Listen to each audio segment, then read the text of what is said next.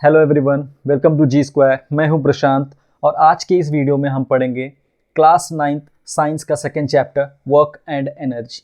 ठीक है, work and energy में सबसे पहले समझेंगे वर्क।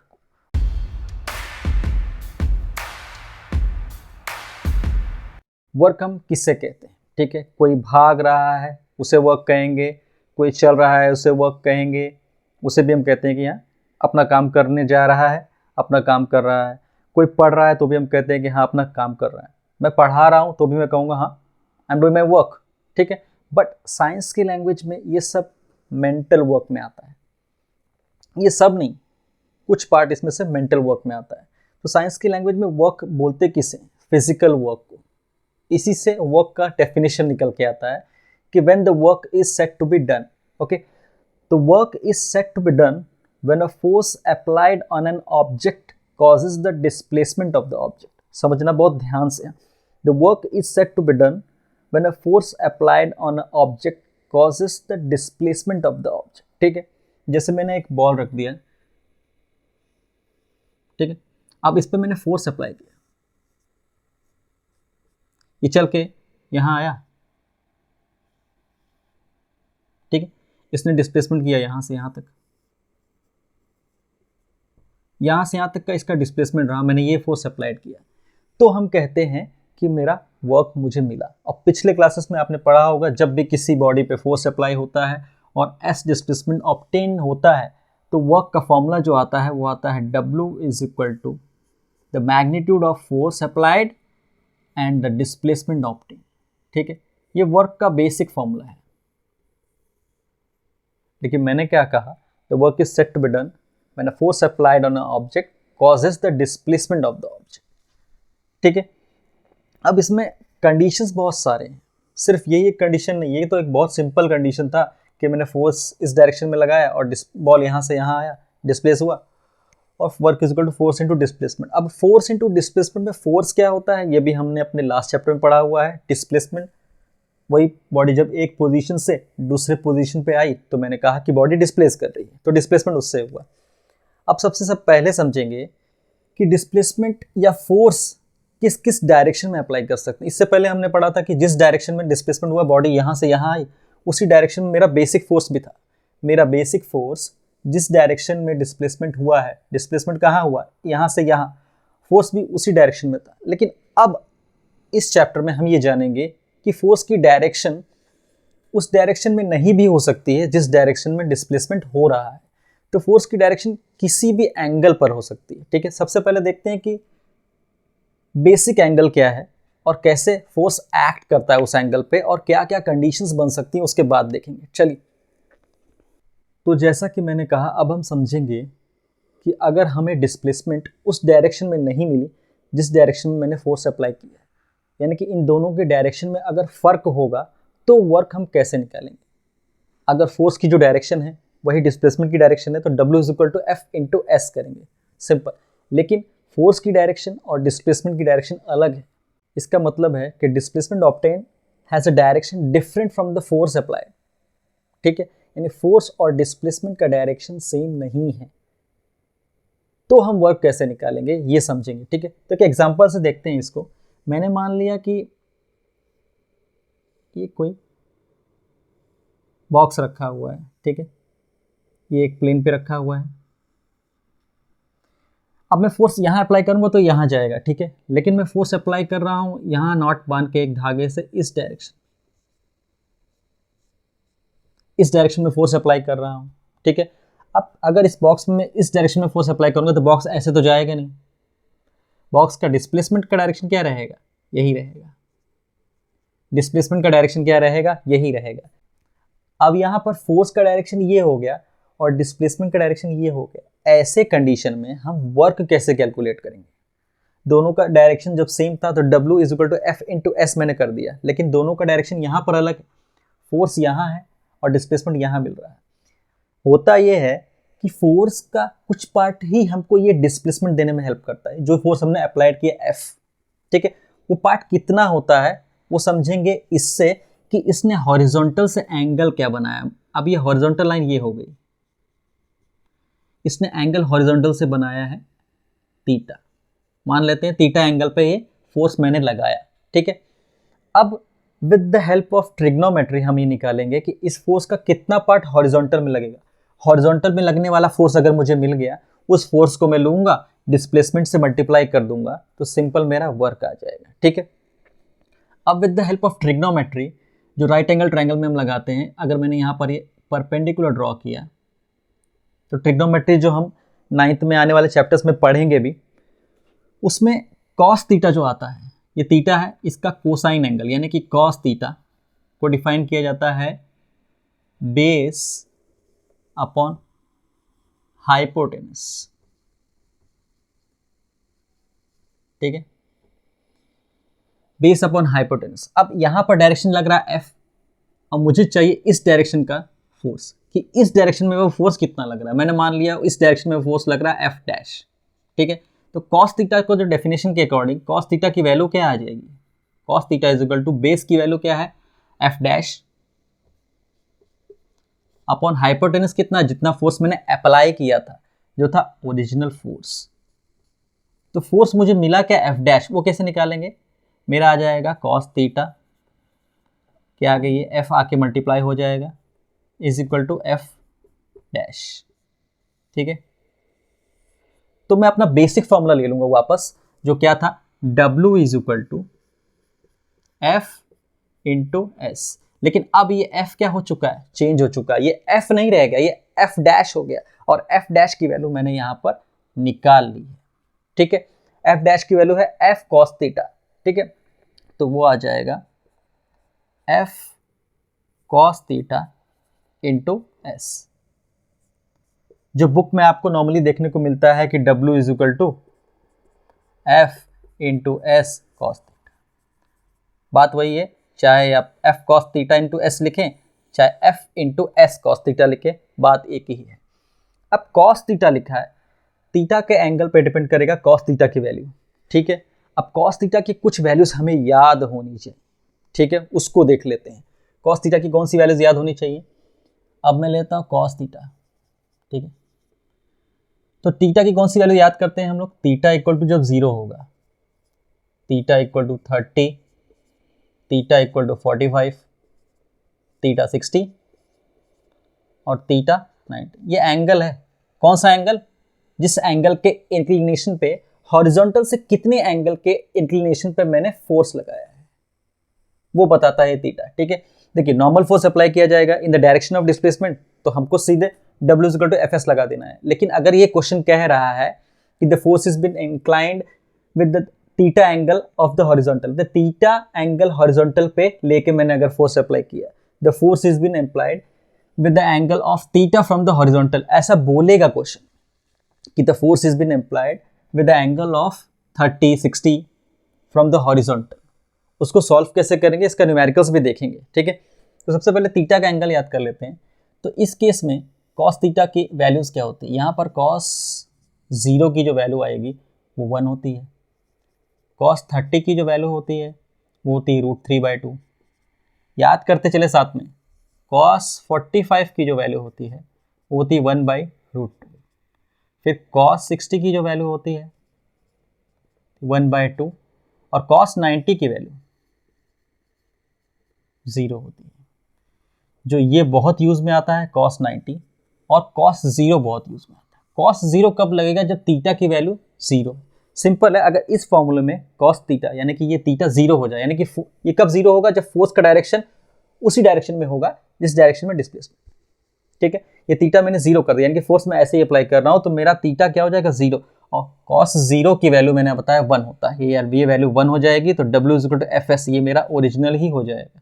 अगर मैं यहाँ पर थीटा की वैल्यू 0 कर दूँ, 0 डिग्री कर दूँ, यानी कि फोर्स का डायरेक्शन और डिस्प्लेसमेंट का डायरेक्शन अगर सेम है, तो थीटा इक्वल टू 0 केस में ऐसा होगा, और तब FS कॉस थीटा की वैल्यू क्या आ जाएगी, वही FS जो हमारा फॉर्मूला था।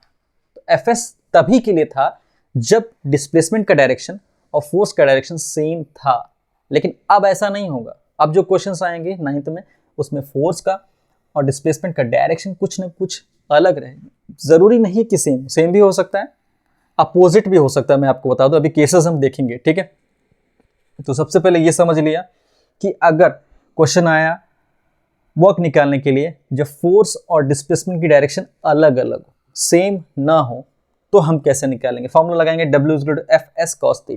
ठीक है, अब आगे बढ़ते हैं हम लोग कि वर्क जो ऑब्टेन होता है वो पॉजिटिव भी हो सकता है, नेगेटिव भी हो सकता है और जीरो भी हो सकता है, depending upon the angle between the force and displacement. ये कैसे होता है ये समझते हैं। ठीक है, तो चलिए समझते हैं कि work obtain can be zero, negative and positive based on the direction between the force and displacement. ठीक है, वो कैसे होता है?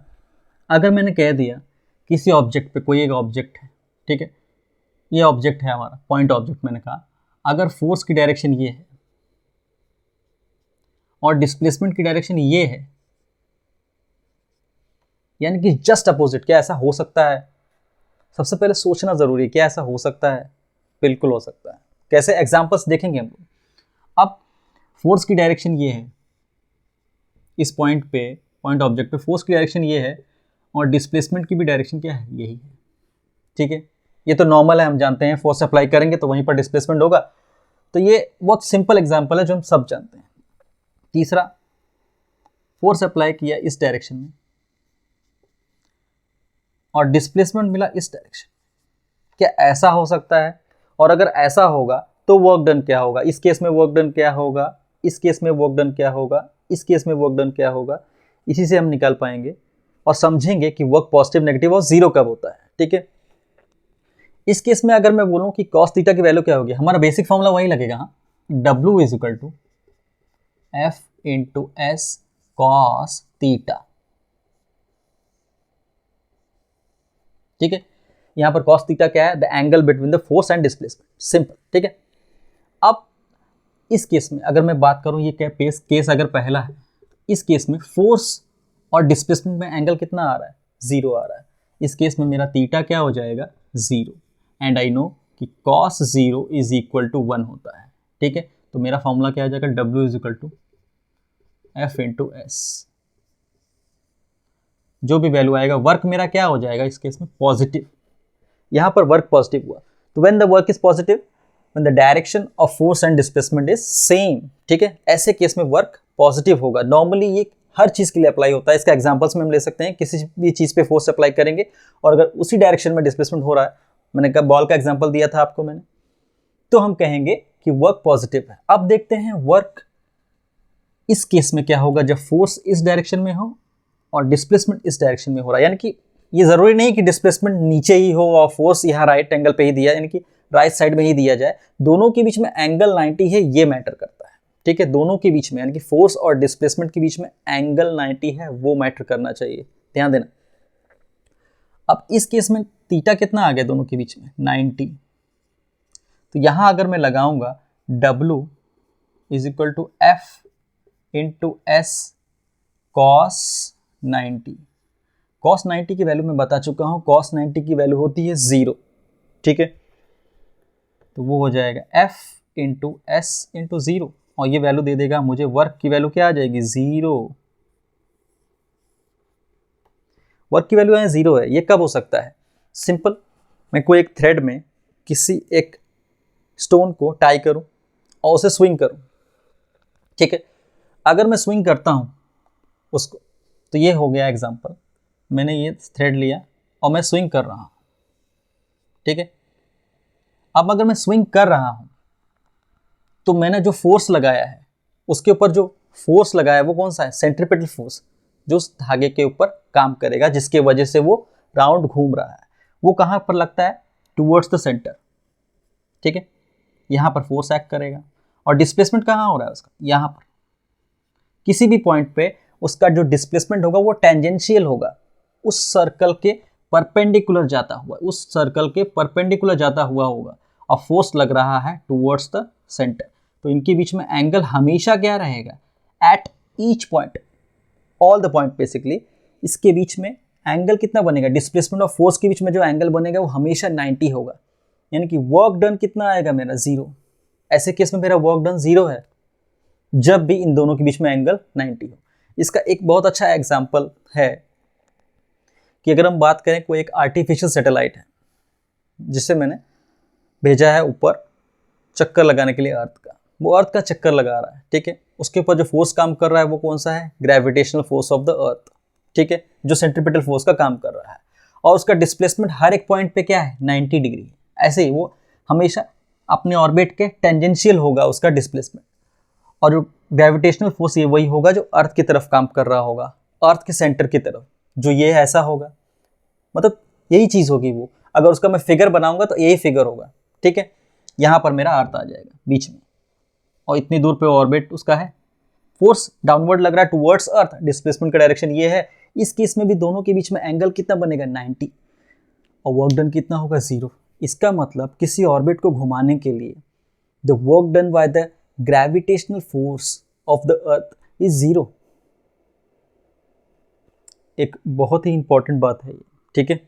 किसी ऑर्बिट में किसी एक सैटेलाइट को घुमाने के लिए, आर्टिफिशियल सैटेलाइट जो मैंने डाला, किसी राउंड ऑर्बिट में, सर्कुलर ऑर्बिट में घुमाने के लिए जो वर्क डन करता है हमारा अर्थ का ग्रेविटेशनल फोर्स, वो 0 होता है। यानी कि अर्थ का ग्रेविटेशनल उसको सर्कुलर मूव करते रहने के लिए 0 वर्क करता है, ठीक है। बहुत इंपॉर्टेंट था ये। दूसरा है ये कंडीशन, ये कब हो सकता है, थर्ड कंडीशन, ये सेकंड कंडीशन मेरा, ये है थर्ड कंडीशन। ये कब हो सकता है कि फोर्स का डायरेक्शन ये है और डिस्प्लेसमेंट का डायरेक्शन ये है। कोई एक एग्जांपल, एक बहुत अच्छा एग्जांपल मैं देता हूं, बहुत ही अच्छा एग्जांपल, कि अगर ये पेड़ है, ठीक है, और मुझे इस पे चढ़ना है, इस पेड़ पे अगर मुझे चढ़ना है तो मेरा डिस्प्लेसमेंट तो पता चल गया, मुझे डिस्प्लेसमेंट जो है अपवर्ड डायरेक्शन में। लेकिन अगर मैं चढ़ रहा हूं तो मेरे ऊपर एक फोर्स एक्ट कर रहा है, वो कौन सा है, mg, फोर्स टूवर्ड्स डाउनवर्ड, ठीक है। डाउनवर्ड फोर्स मेरे ऊपर एक्ट कर रहा है जो है mg, इस पॉइंट पे कर रहा है। मेरे ऊपर जो फोर्स एक्ट कर रहा है वो ग्रेविटेशनल पुल की वजह से टूवर्ड्स डाउनवर्ड एक्ट कर रहा है, और वो है mg। और मेरा डिस्प्लेसमेंट क्या है, s। इस केस में दोनों के बीच में एंगल कितना बनेगा, ये थीटा एंगल कितना होगा, 180। ये मैंने अपने लास्ट टाइम में नहीं बताया, मैंने सिर्फ 0 से लेकर 90 तक के कुछ मेन एंगल्स बताए थे, लेकिन 180 एंगल भी बहुत इंपॉर्टेंट है। 180 एंगल अगर, यानी कि फोर्स और डिस्प्लेसमेंट एक दूसरे के अगर एकदम अपोजिट हैं तभी उनके बीच में एंगल बनेगा 180। और जब उनके बीच में एंगल 180 बनेगा तो बता दूं कि कॉस थीटा की जो वैल्यू आ जाएगी, यानी कि कॉस 180 डिग्री की जो वैल्यू होती है वो होती -1। कॉस 0 की वैल्यू 1 थी और कॉस 180 यानी कि जस्ट अपोजिट में वैल्यू -1 हो जाती है, ठीक है। ऐसे केस में अगर मैं निकालूं, इस केस में मेरा वर्क डन क्या आ जाएगा, W is equal to F into S into cos 180 की वैल्यू आ जाएगी -1, यानी कि वर्क क्या हो जाएगा, नेगेटिव। तो हमारे समझ में है, ये वो कंडीशन होगा जो वर्क डन नेगेटिव होगा, 90 डिग्री वो कंडीशन होगी जो वर्क डन 0 होगा, और कॉस 0 वो कंडीशन होगा जो वर्क पॉजिटिव होगा। इसके अलावा कॉस की और भी वैल्यूज हैं जो 0 से लेके 90 के बीच में लाई करती हैं, उन सभी केसेस में वर्क हमको पॉजिटिव ही मिलेगा, ठीक है। यानी कि अगर कॉस 60 है तो भी वर्क पॉजिटिव रहेगा, 30 में भी पॉजिटिव रहेगा, क्योंकि ये सारी पॉजिटिव वैल्यूज थी, मैंने इससे पहले ही बताया आप लोगों को, ठीक है। तो चलिए आगे बढ़ते हैं SI यूनिट ऑफ वर्क के बारे में, ठीक है। SI यूनिट देख लेते हैं और CGS यूनिट देख लेते हैं। यूनिट ऑफ वर्क देख लेते हैं, इसकी यूनिट क्या होती है, SI यूनिट भी देखेंगे और CGS यूनिट भी देखेंगे, निकालेंगे। हमारा तरीका वही रहेगा, फॉर्मूले से निकालने वाला, ठीक है। तो क्या होता है वर्क का formula, W is equal to F into S। तो फोर्स क्या होता है, फोर्स का यूनिट क्या होता है, न्यूटन, और डिस्प्लेसमेंट का यूनिट क्या है, मीटर। यानी कि क्या आया, newton metre. Newton metre is the unit of work, और न्यूटन मीटर को हम जूल भी कहते हैं, ये ध्यान देना बहुत जरूरी। न्यूटन मीटर को हम क्या कहते हैं, जूल, ठीक है। एनर्जी का जो, वर्क का जो SI यूनिट है वो जूल है, जो होता है न्यूटन मीटर। यहाँ पर बनता है फोर्स को न्यूटन में लिखते हैं, डिस्प्लेसमेंट को मीटर में लिखते हैं, न्यूटन मीटर जूल। और हाँ एक और बात, न्यूटन को मैं लिख सकता हूँ kg मीटर पर सेकेंड स्क्वायर, इंटू ये मीटर है तो ये भी हो सकता है kg मीटर स्क्वायर पर सेकेंड स्क्वायर, इसे हम जूल कहते हैं। ये भी तो लिख सकते हैं हम, बिल्कुल लिख सकते हैं। मैंने सिर्फ न्यूटन को खोल दिया। अगर मैं इस फोर्स को ले लूँ, F is equal to ma होता है फोर्स, kg और मीटर पर सेकेंड स्क्वायर। फोर्स kg होता है मास हमारा, और एक्सेलरेशन होता है मीटर पर सेकेंड स्क्वायर। तो फोर्स की यूनिट होती है kg मीटर पर सेकेंड स्क्वायर, जिसे मैंने न्यूटन लिखना बताया था। ठीक है, तो kg मीटर पर सेकेंड स्क्वायर इनटू मीटर, वो हो जाएगा kg मीटर स्क्वायर पर सेकेंड स्क्वायर, इसे हम जूल कहते हैं, या कह सकते हैं न्यूटन मीटर को हम जूल कहते हैं। दोनों बात एक ही है। ठीक है, न्यूटन को खोलेंगे, उसका डालेंगे यूनिट, तो kg मीटर स्क्वायर पर सेकेंड स्क्वायर आ जाएगा। अब ये हो गया मेरा SI यूनिट, ये था मेरा पूरा SI। ठीक है, देख लेते हैं CGS यूनिट। CGS क्या होता है? Centimetre, gram and second. ठीक है, तो CGS यूनिट में इसी वर्क को मैं क्या लिख सकता हूँ? FS तो है ही है, मैं न्यूटन की जगह क्या आ जाएगा? फोर्स का CGS यूनिट क्या था? डाइन था, डाइन। ठीक है, D/N। तो न्यूटन की जगह क्या आ जाएगा यहाँ पर? डाइन इनटू डिस्प्लेसमेंट क्या आ जाएगा? सेंटीमीटर। और डाइन सेंटीमीटर को हम कहते हैं ERG, अर्च। ठीक है, डाइन सेंटीमीटर को हम अर्च कहते हैं। अब डाइन को भी मैं ओपन कर सकता हूं। ठीक है, डाइन भी फोर्स की CGS यूनिट है, उसको ओपन कैसे करेंगे? सीधी सी बात है, फोर्स को लिख दूंगा अब मैं, न्यूटन नहीं, डाइन भी नहीं, मैं मास की जगह लिख दूंगा। यहां पर हो जाएगा मास की जगह क्या आ जाएगा? ग्राम, और एक्सेलरेशन की जगह आ जाएगा सेंटीमीटर पर सेकेंड स्क्वायर। ठीक है, ये CGS यूनिट हो गया। तो डाइन की जगह मैंने लिख दिया ग्राम सेंटीमीटर पर सेकेंड स्क्वायर इनटू सेंटीमीटर। ये क्या आ जाएगा? ग्राम सेंटीमीटर स्क्वायर पर सेकेंड स्क्वायर। इसे हम कहते हैं अर्च। वही तो बताया था मैंने, डाइन सेंटीमीटर को ओपन किया सिर्फ मैंने, तो ग्राम सेंटीमीटर स्क्वायर पर सेकेंड स्क्वायर को अर्च कहते हैं, और kg मीटर स्क्वायर पर सेकेंड स्क्वायर को जूल कहते हैं, या न्यूटन मीटर को जूल कहते हैं, डाइन सेंटीमीटर को अर्च कहते हैं। अर्च का मैंने बता दिया, जूल का मैंने बता दिया, ये SI यूनिट है और ये CGS यूनिट है। अब इनके बीच में एक रिलेशन है, वो समझना बहुत जरूरी है। ठीक है, वो रिलेशन अगर डायरेक्ट याद करना होगा तो वो होगा 1 joule is equal to 10⁷ erg. अभी आया कैसे? काफी लोगों के दिमाग में क्वेश्चन रहता है कि आया कैसे। करते हम कुछ नहीं, सिर्फ kg मीटर पर स्क्वायर पर सेकेंड स्क्वायर ले लेते हैं और ग्राम सेंटीमीटर स्क्वायर पर सेकेंड स्क्वायर ले लेते हैं। ठीक है, ये अर्ज है और ये जूल है, मुझे इतना पता है। मैंने किया क्या? सारे kg को लिख दिया मैंने 1000 ग्राम, मीटर को लिख दिया 100। ध्यान देना, मैंने kg को क्या लिख दिया? यहाँ kg को मैंने लिख दिया 1000 ग्राम, और मीटर को क्या लिख दिया? सेंटीमीटर। मीटर को सेंटीमीटर में कन्वर्ट करते हैं तो 100 आता है, 1 मीटर में 100 सेंटीमीटर होता है, तो 100 सेंटीमीटर का स्क्वायर, तो मेरा आ क्या जाएगा? वो एक के बाद 4 बार 0 centimetre square divided by second square. Second square तो सेकेंड ही रहता है, CGS में चेंज नहीं होता है। अब इसको मैंने लिख दिया 1000 ग्राम इंटू 10,000 सेंटीमीटर स्क्वायर। ठीक है, इसको साथ में ले लेंगे, ये हो जाएगा 10⁻³ gram into 10⁻⁴ centimetre square upon second square.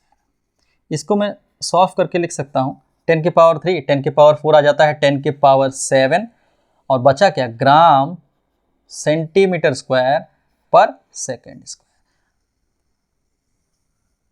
अब ग्राम सेंटीमीटर पर स्क्वायर पर सेकेंड स्क्वायर क्या होता है? अर्ज होता है। मैंने चालू किससे किया था? जूल से।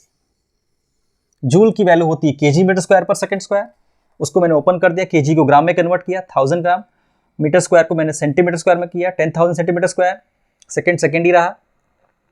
फिर मैंने जो 10 की पावर की वैल्यूज थी उनको एक तरफ लिया, पता ना 10⁻³ 10⁻⁴ है, 10 सेम रहेगा, पावर साइड हो जाती है, लॉ ऑफ इंडाइसिस में पढ़ा होगा। तो 4 + 3 7 हुआ, 10⁻7 ग्राम सेंटीमीटर स्क्वायर पर सेकेंड स्क्वायर। तो अब ग्राम सेंटीमीटर स्क्वायर पर सेकेंड स्क्वायर को मैं लिखता हूँ अर्च, मैंने अभी बताया था। तो ये हो जाएगा 10⁻7 अर्च। ये किसकी वैल्यू थी? जूल की। बहुत सिंपल है, ठीक है। उससे अच्छा हम डायरेक्ट ही याद कर लें 1 जूल इज 10⁻⁷ अर्ज। हालांकि हमें पता होना चाहिए कि जूल से अर्ज आया कैसे, ठीक है। करते कुछ नहीं है, सिर्फ ग्राम और मीटर को हम केजी और मीटर को हम ग्राम और सेंटीमीटर में कन्वर्ट कर लेते हैं, तो अपने आप जूल और अर्ज हमें पता चल जाता है कैसे आया, ठीक है। अगली बार डायरेक्ट यूज करना हो तो डायरेक्ट यूज कर सकते हैं जूल और अर्ज। अब कुछ क्वेश्चंस देखना जरूरी है कि आता कैसे है न्यूमेरिकल्स इसके ऊपर, ठीक है। चलिए आगे बढ़ते हैं। तो चलिए आपके बुक में जो क्वेश्चन दिया गया है उसी को देख लेते हैं। Calculate the work done to take an object of 20 kg to a height of 10 metre, ठीक है।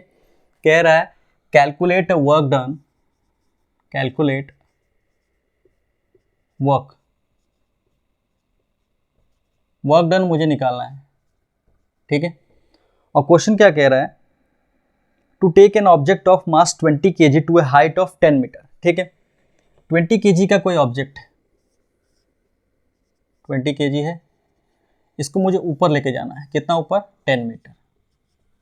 अब सीधी सी बात है, दिमाग में आना चाहिए कि जब भी किसी 20 kg के ऑब्जेक्ट को मैं 10 मीटर ऊपर लेके जाऊंगा तो मुझे वर्क करना पड़ेगा, क्योंकि मुझे डिस्प्लेस करना है बॉडी को। और काम कैसे करना है, जो फोर्स मुझे नीचे लेके आएगा यानी ग्रेविटेशनल फोर्स mg के अगेंस्ट काम करना है। अब देखो मैंने पहले ही बताया था, अगर displacement obtain it is opposite to the force तो हमारा वर्क हमेशा क्या आएगा, नेगेटिव आएगा, बिकॉज हमारा डिस्प्लेसमेंट हमें जो फोर्स मिल रहा है, जो फोर्स है उसके अपोजिट करना है। देखना अपने आप यहाँ पर आएगा। अब मैं फॉर्मूला वही लगाऊंगा, इसके ऊपर mg लग रहा है मास नीचे, फोर्स इसको लग रहा है नीचे जो कि mg है, 20 इसका मास, इसके ऊपर फोर्स नीचे की तरफ लगेगा और डिस्प्लेसमेंट मुझे ऊपर लेके जाना है, ठीक है। तो एंगल दोनों के बीच में कितना है, 180 डिग्री, सिंपल देख सकते हैं, ठीक है। तो W is equal to F into S cos 180 degree, ठीक है। W is equal to force कितना है मेरा, mg इंटू डिस्प्लेसमेंट मेरा है 10 और कॉस थीटा की वैल्यू है, कॉस 180 की वैल्यू -1, ठीक है। mg फोर्स लग रहा है डाउनवर्ड, मास कितना है मेरा 20 इंटू ग्रेविटी की वैल्यू दिया हुआ है 9.8 इंटू 10 और -1, आंसर माइनस में आएगा, ये तो क्लियर हो गया है। अब 20 इंटू 9.8 इसकी वैल्यू आती है 196 इंटू 10 माइनस में, आंसर आएगा 1960। वर्क है किसमें आएगा, जूल में। सिंपल था, करना कुछ नहीं है। Fs cos 180, हमें ये जानना जरूरी है कि हम वर्क जो कर रहे हैं वो फोर्स के अगेंस्ट कर रहे हैं कि फोर्स की डायरेक्शन में कर रहे हैं या किसी एंगल पे कर रहे हैं, वो एंगल मुझे पता होना चाहिए। यहाँ पर फोर्स लगेगा टूवर्ड्स डाउनवर्ड और मेरा डिस्प्लेसमेंट हो रहा है अपवर्ड, यानी कि दोनों के बीच में एंगल कितना बन रहा है, 180 का। ये पता होना बहुत ज़्यादा जरूरी, ठीक है। चलिए बढ़ते हैं सेकंड क्वेश्चन की तरफ जो इसमें दिया हुआ है। सेकंड क्वेश्चन है, Praveen has applied a force of 100 newton an an object. कोई एक ऑब्जेक्ट लेते हैं, इसके ऊपर प्रवीण ने 100 न्यूटन का फोर्स लगाया, कहाँ लगाया, कैसे लगाया, ये देखते हैं। Praveen applied a force of 100 newton on an object at a angle of 60 degree to the horizontal. मैंने कहा था ना, at a angle of 60 degree to the horizontal. ये क्वेश्चन आपको जरूर बताएगा, ये ध्यान रखना, ठीक है। तो हॉरिजॉन्टल ये होता है, इससे 60 डिग्री पे उसने लगाया फोर्स, कितना है ये फोर्स, ये 100 न्यूटन, ठीक है। और ये एंगल कितना है, 60 डिग्री, ठीक है। ये फोर्स उसने लगाया। The object get displaced in the horizontal direction. Object कहाँ डिस्प्लेस हो रहा है, इस डायरेक्शन, हॉरिजॉन्टल डायरेक्शन में डिस्प्लेस हो रहा है, ठीक है। And 400 joule work is done, इस डायरेक्शन में डिस्प्लेस हुआ और वर्क मुझे डन मिला कितना, 400 जूल, यानी कि यहां पर वर्क दिया हुआ है। तो पूछा क्या होगा, सीधी सी बात है, डिस्प्लेसमेंट ही पूछा होगा। What is the displacement of the object, object का डिस्प्लेसमेंट निकाले, यानी कि एस निकाले। मैंने आपको बताया था यहाँ पर cos 60 की वैल्यू आपको याद होनी चाहिए। cos 60 की वैल्यू होती है 1/2। सिंपल, क्वेश्चन ही सॉल्व हो जाएगा। W इज इक्वल टू, देखिए क्वेश्चन जो आया वो फ्रेम करके आता है, हमें अगर हमने उसको पिक्चराइज कर लिया तो बस हमें ये पता चल जाएगा cos थीटा कितना है, और एक बार cos थीटा क्लियर तो बस उसके ऊपर कौन से फोर्सेस एक्ट कर रहे हैं, उसकी वैल्यूज क्या होती हैं, और सॉल्व कर दिया उसको। ठीक है, तो ये हुआ W is equal to F S cos 60 degree. यहाँ पर फोर्स कितना लग रहा है आपका 100, डिस्प्लेसमेंट मुझे पता नहीं, और cos थीटा की वैल्यू कितनी होती है 60 की 1/2, और वर्क डन मुझे दिया हुआ है 400। ठीक है, सॉल्व कर लेंगे, ये दोनों जीरो से ये दोनों जीरो चला जाएगा। ठीक है, 2 जो है यहाँ मल्टीप्लाई होकर 4 के पास आ जाएगा, 4 × 2 आपका आ जाएगा डिस्प्लेसमेंट, ये हो जाएगा 8 मीटर का डिस्प्लेसमेंट आ जाएगा। सिंपल, बहुत ही आसान था। अगर cos 60 की वैल्यू मुझे पता है तो इसको सॉल्व करने में मुझे लगता नहीं कि 1 मिनट से भी ज़्यादा लगने वाला है। ठीक है, चलिए आगे बढ़ते हैं एनर्जी के बारे में। इस चैप्टर में 2 मेन चीज़ है, वर्क एंड एनर्जी। ठीक है, वर्क तो हमने पढ़ लिया, अब हम पढ़ेंगे एनर्जी, और फिर देखेंगे इनके बीच में रिलेशन है क्या। तो अपने अगले वीडियो में हम एनर्जी के बारे में पढ़ेंगे। ठीक है, आज के लिए इतना ही रखते हैं। Thank you so much.